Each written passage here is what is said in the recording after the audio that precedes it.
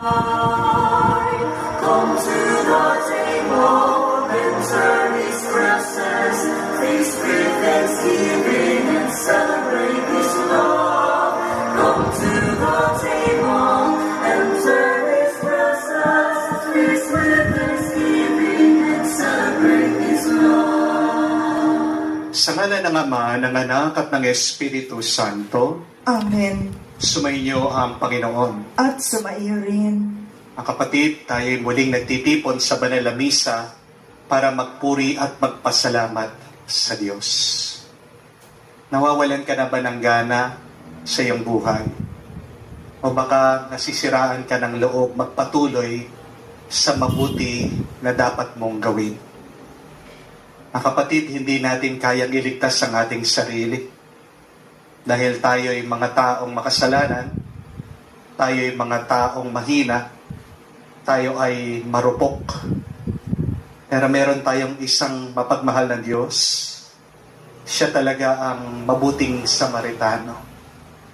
Na kahit na tayo nananatili sa ating pagkakasala, nawawalan tayo ng pagmamahal sa Diyos. Pag tayo ay nangailangan, agad-agad tayo ay lalapitan ng Diyos. Tayo ay pupunuin sa Kanyang grasya at pagpapala.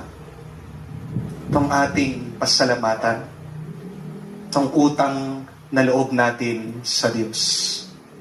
Kaya naman kung tayo ay nakatanggap ng awa sa Kanya, maging mahabagin at maawain din tayo sa iba. Aminin natin ang mga pagkakataon na kung saan alam natin, nakita natin, narinig natin pangangailangan ng iba, pero wala tayong ginawa. Nagpatuloy pa rin tayo na para bang wala tayong nakita. Aminin natin ang mga pagkakataon ng ating mga pagkukulang na kung saan pwede naman tayo makagawa ng mabuti, pero mas pinili pa nating gumawa ng kasalanan o ng masama. Sa mga pagkakataon na ito, hinihingi natin ang tawad sa Diyos. Naway tayo muling palakasin niya sa Kanyang banal na katawan at dugo sa banal na misa.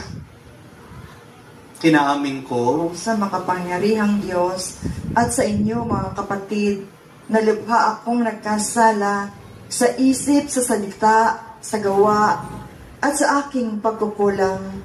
Kaya isinasamo ko sa mahal na Birheng Maria, sa lahat ng mga anghel at mga banal, at sa inyo mga kapatid, na ako'y panalangin sa Panginoong ating Diyos.